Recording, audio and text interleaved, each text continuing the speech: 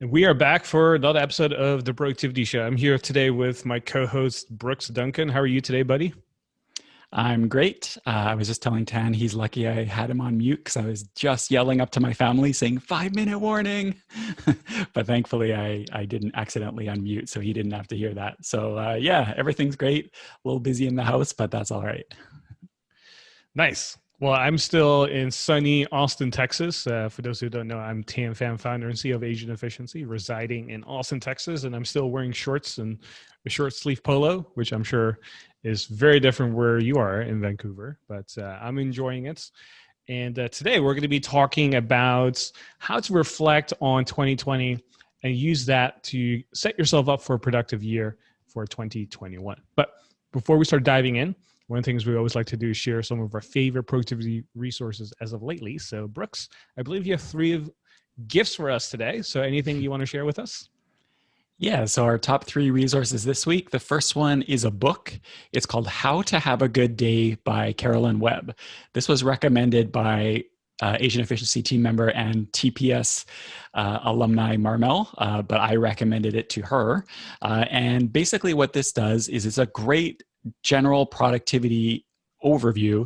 It tackles a lot of different areas about productivity, but kind of does it in a brain sciencey way and talks about daily tasks and routine. So it's just a lot of breadth on this productivity book, How to Have a Good Day by Carolyn Webb.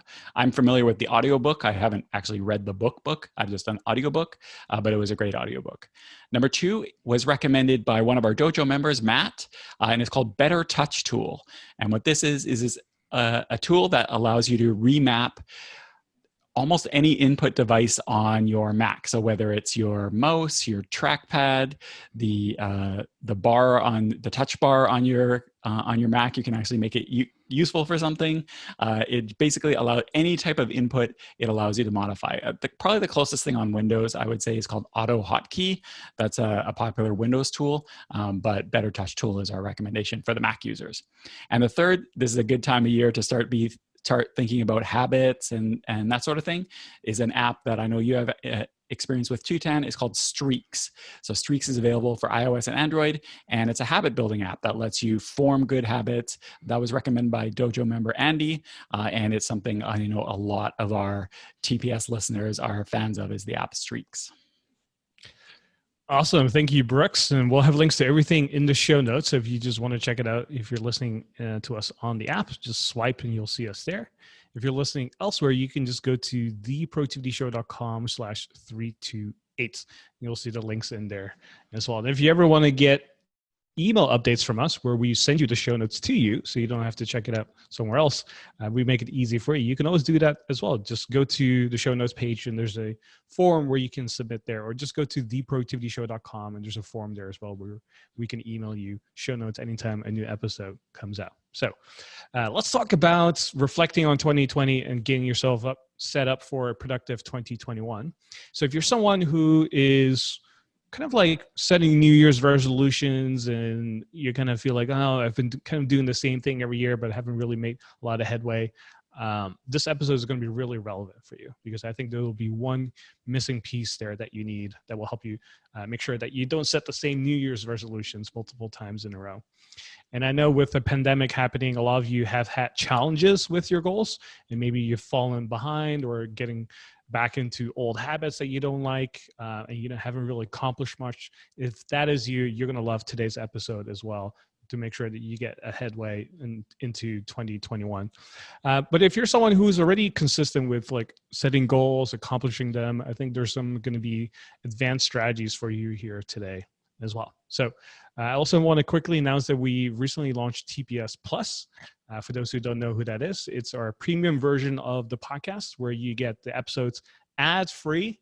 You also get them a week earlier. And when you become a member, you get access to one of our exclusive productivity courses on the T framework, which stands for time, energy, and attention, which is our productivity methodology. And if you become an annual member, you also get one of our exclusive t-shirts called One Tweak a Week, which is one of our slogans. So if you want to check that out, just go to theproductivityshow.com/plus, or you can also go to the URL to the URL tps.plus. So shout out to everyone who's already a member and listening and checking us out. And it's a great way to support the podcast as well. So Brooks, why are we talking today about this particular topic? I know it's, at the end of the year now. Typically, we talk about like how to do an annual review and kind of getting yourself ready. I know a lot of people are thinking about that right now. But why specifically are we doing this particular topic today?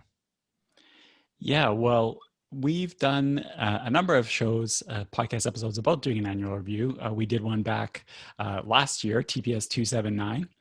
And it's such a good time of year to really look back and see what it is you thought you were going to do versus what you did do, and how in general just how you felt the year could go, because what is so easy to do is just go year to year, and you don't really reflect on what it is that you've done and how you can change things and improve. And what ends up happening is we just kind of end up in the same pattern every single year. We don't really have a lot of growth, and maybe we even decline slowly as well, because we're not really looking at what went well, what didn't go well, all that sort of thing. So we wanted to put a little bit of a different spin on it this year. Yeah, we are going to talk about annual reviews a little bit, but really we want to spin it and put it in the context of, okay, we've looked back at the year, but now how do we use that to go forward? And that's, I think, what we really want to focus on this year. So I highly recommend, when you're listening to this right now, to check out episode 279. So anytime we mention an episode number, you can always go to theproductivityshow.com/ and then insert that number. So last year when we did 279, just go to theproductivityshow.com/ 279. You'll see that episode number. Or if you're listening in an app, just scroll back a little bit to around December of 2019, and you'll see that episode in there as well. But that's the episode where we walked you through in depth, like how to do an annual review. And we also have some training material inside the dojo as well, which is our private community that comes with coaching and accountability. And if you're not a member yet, you should definitely become a member. Just go to theproductivityshow.com/ dojo to sign up there. And we walk you basically through step-by-step how to do an annual review, because the importance of this is that if you set the same New Year's resolutions every single year, you obviously didn't learn from the past. You're probably making the same mistakes. You're probably hitting the same roadblock. Anytime you run into a failure, you probably give up. And instead of just moving on or learning from the past, you just, either give up or you just decide, hey, you know what, maybe this is not right for me. You chase something else, or you focus on something else, and then you end up never making really significant progress, right? And so the importance of the annual review is really about how can you learn from the past? Like what happens? What can you learn from it? And how can you use that to then say, hey, what do I need to do or change or add to make sure that my next year or my upcoming year is going to be better than last year, right? And so my big philosophy and that big idea has always been, if every year that I enter becomes a little bit better than last year, I'm going to have a really good life. And so if that's kind of the benchmark, we want to make sure we look back and say, okay, looking back at 2020 in this case, what did I learn this year, right? And so if you have a journal, I would recommend that you just go through your journal and kind of read through it, and you'll start to see like, oh, this went well, this didn't go so well. Oh, I can't believe I wrote this down, or I can't believe I was thinking this. When you start to see a lot of growth there when you go through your old journal. So if you want to learn more about journaling, we have a great episode on this in TPS 154. So go to theproductivityshow.com/ 154 and you'll see that episode. But I know a lot of you don't have a journal. So in that case, if that is you, what I would recommend is that you answer the following 3 questions. And this is really simple. Okay. Question number 1 is, what went well this year? What went well this year? That is the first question. And spend maybe, let's just say 15 minutes just on this question. And then the second question you would ask yourself is, what didn't go well this year? And again, spend another 15 minutes on this. What didn't go well this year? And then the third question is, how can I make next year better? How can I make next year better? So those are the three questions you want to ask yourself if you don't have a journal. Now, for those who are a little bit advanced, I know there's a lot of recency bias when you go through an exercise like this, and recency bias simply means that we tend to value and remember information that recently happened versus what happened earlier in this year, right? This is why it's so important to have a journal, but it's still valuable to go through this exercise. So if you want to address the recency bias, what I would recommend that you do is that you actually go through your calendar to kind of see what actually happened throughout the year. So that's a way to overcome that. Yeah, the recency bias thing is a hard thing, and that's why, like you said, reviewing your calendar is so great because it's so easy to forget the things that we did. Like just recently, I was reviewing my journal, and it just for the last 2 months. Usually, I try to review it monthly, but I guess somehow I skipped it. So I went back and reviewed 2 months. And even 2 months ago, when I read through my journal entries, I'm like, oh yeah, I totally forgot that I was struggling with that. Oh yeah, I totally forgot that I did that, and that was just 2 months ago. So when you look at your calendar, now, this year might be a little different because most of us aren't traveling all over the place. Most of us aren't going to courses and stuff like that. But still, it's really useful. You'll see things that you completely forgot about, and it seemed so notable at the time, but you will completely be shocked at those revelations. And actually, it's funny. This is the way I remember it, but again, memory, as we just said, memory is not super reliable. But I think it was our annual review episode last year that made me realize that not being consistent with my journaling habit was making my annual review really difficult for me. And so that's when I decided to make journaling a goal for this year because of that annual review last year. And so if you haven't started a journal yet, doesn't have to be anything. Like we said, TPS 154 is our deep dive into that. It doesn't have to be like writing deep thoughts. It doesn't have to be writing 2 pages of stuff. It can just be like really factual bullet point things. But even that is really helpful for using it, looking back and then looking forward as well. I know many of us probably don't want to reflect on 2020. I know it's been a weird year for all of us, right? And so the easy way out would be to say, oh, you know what, 2020, I'm just going to write that off. That was just a random occurrence. You know what? I'm just going to focus on what's going to happen next year. And you can totally do that. There's nothing absolutely wrong with that. However, I think many of us here are focused on always being better, right? And learning from the past, are willing to face the truth about what happens, and using that information, using that insight to say, hey, what did I really learn from this? Even though it was a terrible year, I know I wasn't the only one. This applied to pretty much everyone. So if we're all in the same boat, right? How can we use this to our advantage to say, what can I learn from this to apply for next year, right? So if I reflect back on 2020 as an example, I know, again, it was a weird year for me personally, right? But also, I think one of the biggest lessons I've taken away from this year is how important it is to save money. I think as soon as the pandemic hit and we weren't sure what was going to happen and things got shut down, I think all of us kind of like probably were reminded of our great grandparents who oftentimes, were great savers and were really good at saving money and always talked about, you got to prepare yourself for a rainy day and so on. And I think this year was kind of like a wake up call for many of us to say, hey, including myself, saving money is probably a really good idea. And I'm someone who's easily persuaded to buy the next shiny object or the next crazy thing or beautiful thing or anything that makes my life a little bit more productive or convenient. But at the same time, I've also realized from this year, at least like the big thing for me would be to save more money. So going into 2021, as I'm planning my goals and thinking about what I want to accomplish for next year, I know that saving money is probably going to be one of the themes or one of the things that I'm going to put in there, right? And if I just wrote it off and said, okay, 2020 was a weird year and just go into 2021, I could have set myself up for failure in the future, because what happens if, this whole crazy year gets extended for another year or gets even worse, right?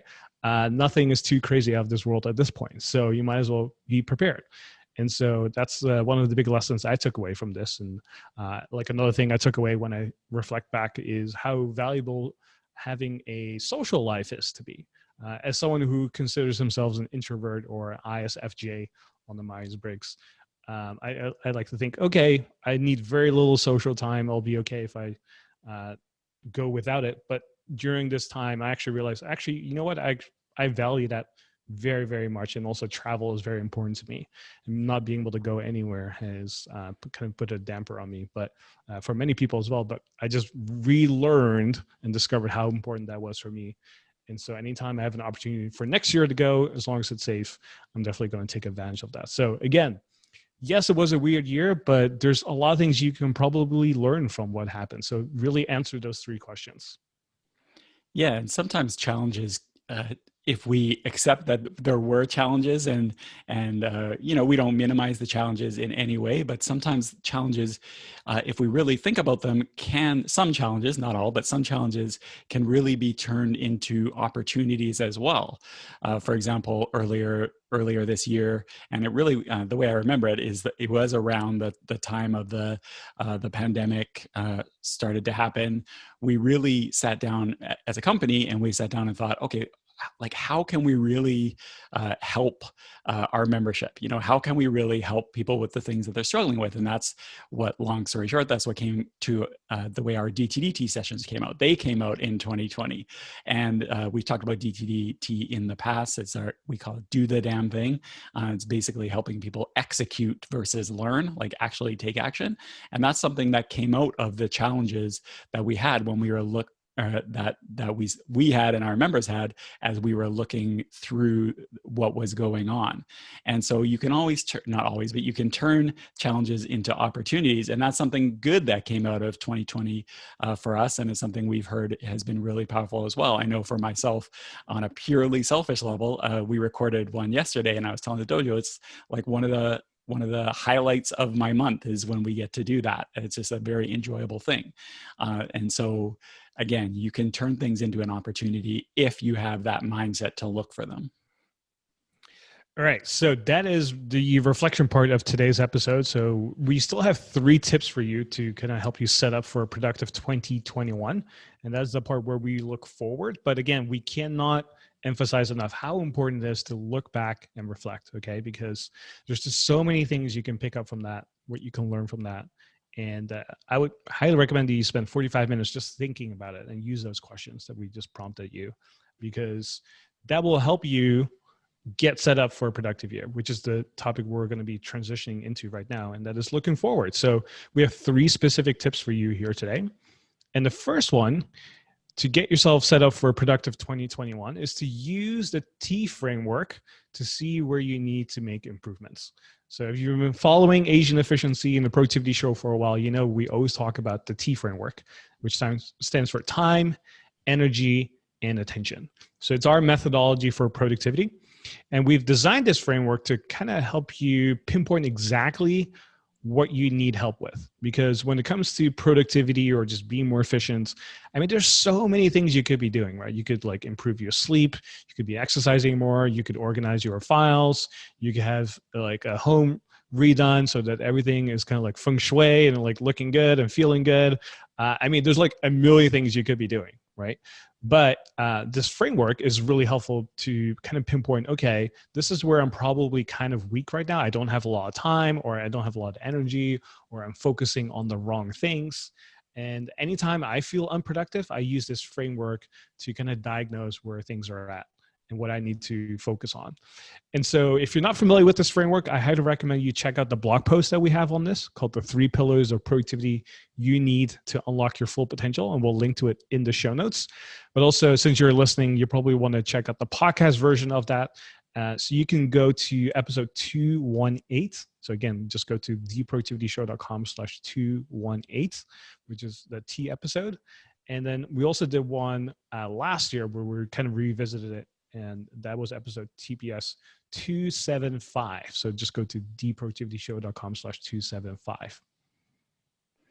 Yeah, for me, like when I looked back at my 2020, there were a lot of things that really went well, and a lot of things that we'll talk about in a bit that I was able to focus on, and that really helped me in 2020. But 2021, I already know, going through the T framework, which is something we use internally as well.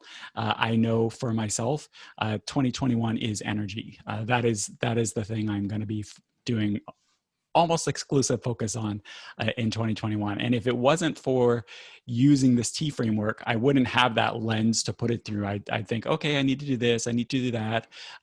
But having it in one of those three categories really helps you narrow down and figure out what it is that you need to do. So, and we always talk about the T framework, and I say this all the time, that energy is, I think, the one that is most undervalued. We all think about time, we all think about focus and attention, but everything streams from energy. So that's where my focus is going to be. How about you, Dan? Well, let's face it. I think many of us had plenty of time in 2020 to do the things we wanted to do. So I don't think time was really an issue for me and many people this year. So that's not going to be a focus for me in 2021. I would probably say attention is going to be the big one for me next year. I have the time to do the things I want to do. I have the energy to do the things I want to do. I work out. I sleep pretty well. Because of this year, I've been really doubling down on sleep in many ways because there's just nothing else going on. So that has not been an issue for me. So being able to work out, sleep a lot, and also eating healthy has given me a lot of energy this year, which I feel great about. So I think being able to focus on the right things next year is going to be my big theme or overarching theme within the framework. And so making sure not only on the Asian efficiency level that we're focusing on the right things and strategic wise do the right moves, but also on a personal level that I'm doing the right things as well and setting myself up for the next few years and making sure I'm focusing on the right things rather than wasting time and energy on the wrong things. And so if you're someone who's kind of like in the camp of, I have no direction of where I need to spend my time, energy, and focus on, follow the T framework. Again, time, energy, and attention. There's like three currencies for high performance, for being Asian efficient, as we like to call it. And this kind of shifts every single quarter. What I find is it changes every few months or so where you need to shift your focus because you could be going through a period where you have plenty of time, but you don't have any energy to do the things you want to do. So that would be a good time to then start focusing on your sleep and exercise routine and other things to improve your energy levels, right? You don't necessarily have to spend a whole year doing that. We are big fans of 90-day goals. Right. And if you've been following our recent launch, you know that we're big proponents of that. But also, when it comes to the T framework, you don't have to just commit to just one currency. If you find yourself that, maybe there's two currencies you want to work on, great, you can do that too. But we always recommend one thing at a time, right? One thing at a time in an ideal situation. So again, tip number one, use the T framework to see where you need to improve. And I know once you do that, you're going to make significant progress a lot faster. So let's move on to tip number two here, and that is to focus on one major goal. I know, Brooks, you and I talk about this a lot. One of the biggest mistakes we see people make all the time is pursuing too many goals at the same time. We want everything all at once, when in reality, if you want to be successful at goal setting and accomplishing your goals, the best way to go about it is actually to do one goal or one thing at a time. So what we recommend that you do for 2021, if you're not used to accomplishing your goals, it's probably because you're pursuing too many. So start focusing on just one major goal. And this is going to sound so difficult, so challenging, because you'll have all these reasons of why you have to do A, B, C, D, E, and F. But the challenge is making that decision to say, okay, I'm just going to focus on one goal. And I know you and I have had a lot of internal struggles with this, both on company level, but also personally as well. So Brooks, can you just re-emphasize to people why it's so important to just do one goal at a time? Well, at a company level, this is definitely something we've experienced. What we used to do is we would meet every quarter, and we would decide on our goals for the quarter. And I say goals, plural, because what we would do is we would all have our ideas of what we think the goals should be. And then we get together and we discuss it, and we'll say, okay, this is going to be our goal. But then, we also want to do this and this and this, and we'd start with the great intention of having one goal to focus on, but we would almost never walk out of that room, or now walk out of that Zoom call with less than 3 goals. That basically never happened. But we learned that one time we did focus on just the one thing, and we crushed it. And that was our lesson, that really applying focus is makes so much of a difference. So now we always have a singular goal for each quarter. Like the whole company knows that a quarter was successful or not, because we either did or did not achieve that one singular goal. And it's the same. It's the same personal as well. Trying to chase a bunch of different things, at least for me, has just never worked out well. Now, one question that we get all the time, and I'm not sure if you were going to bring this up, Dan, one question that we get all the time is it okay to have one work goal and one personal goal? I mean, in a perfect world, the answer would be no.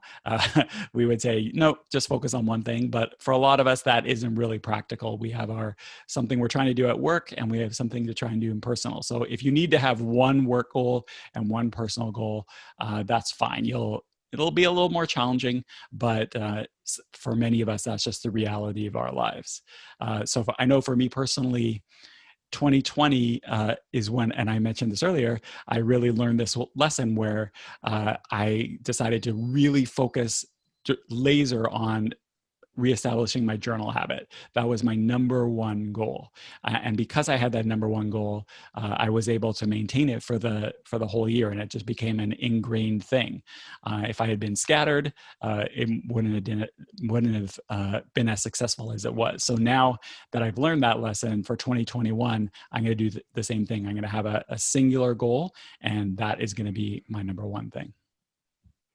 So if you need help with this, we actually have a very short mini course on this called Focus Filter. So if you go to theproductivityshow.com/focus, you'll be able to access that course. It's very affordable, and it helps you get laser focus on just one particular goal, and will help you figure out, okay, if I have all these different goals, how do I settle to just focus on one goal? So if your main challenge is that, I would highly recommend you check out this course called Focus Filter. For me personally, I do like to have one goal for work and one for personal. When I first started off, I would always just focus on one goal. And once I kind of got into the routine of being able to do that, I was like, okay, let me slowly amp it up a little bit and add another personal goal on top of that. And the first few times, I didn't always hit my personal goals because I always put work first before personal, which maybe in hindsight, sometimes I should have reversed that, where I did personal first and then work later. But that's a whole different story. But I learned over time to be able to say, okay, now that I kind of got the routine down, I know what my capacity is, like how much time I can really, focus on certain things, how much time I can allocate on my calendar and my schedule and so on. It made it a little easier to say, okay, I'm going to do one for work and one for personal. So it's a little bit more advanced. And like you said, Brooks, it's, I think, a little bit more challenging. So if you're someone who can consistently hit goals, I would say then the next level up would be just to add one for work and one for personal. So because I personally always get a headache if I just even start multitasking. I'm just like, oh my gosh, my focus is all over the place. I can't really think straight. That's why you'll never see my browser with like more than 5 tabs, because as soon as it gets to that stage, my brain's just hurting. And so I feel the same way about goals, right? So I'm a big fan of just keeping things really simple. It's one of our core values here. One of our core decision-making guidelines as well is to keep things as simple as possible, and just doing one goal at a time is the way to go. All right, so that is tip number 2. Again, focus on one major goal. Don't try to pursue multiple, just focus on one major goal. Let's move on to tip number 3 here, and that is to schedule time on your calendar to work on your goals. I know many of you will say, hey, it's January 1st. This is the goal. I want to accomplish this. And then this intention and this wish is out there. But then the challenge then becomes, okay, how do you actually manifest it or crystallize it so that it becomes true, right? And one of the ways to do that is to schedule time to work on your goals. It's really that simple, but how many of us actually do it? How many of us actually spend time, maybe, let's just say 30 minutes, thinking about how much time can I actually allocate every single day or every single week to work on my goals? Okay. You don't even have to schedule it. That would be the ideal situation. But even just thinking through the exercise of saying, okay, how much time can I realistically spend on my goals will put you further ahead than most people. Okay. So I would recommend, as you're thinking about your goals right now, can you schedule something on your calendar? Say, hey, I'm going to work every Saturday morning on my goals, or every morning I'm going to wake up a little earlier so I have an hour to spend on my goals. Like whatever you need to do to schedule on your calendar, make that happen, because that's how you make a commitment to yourself to say, hey, I'm actually committed to spending time to focus on this, to spend my energy on this. So you don't wait until you feel like it, right? Or when you're like in the mood for it, because then it could happen next year, or it's going to be really random. So if you want to have consistent results, you want to make sure you consistently show up. And the best way to do that is by scheduling it on your calendar.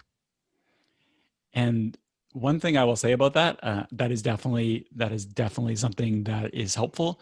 What we hear a lot is people say, "Hey, I follow this advice. I schedule working on my goal on my calendar, and then whoosh, it just I see it there, but then it doesn't happen." And in my experience, it can be very difficult to keep those fake appointments with ourselves if we don't. First of all, if we consider it fake, if we don't consider it a real appointment with ourselves. But number two, to me, that's often a sign that that appointment that we put on our calendar, that thing we put on our calendar, it's not the right time for it. So if we think to ourselves, okay, Tuesdays after lunch, I'm gonna block off time to work on this important goal.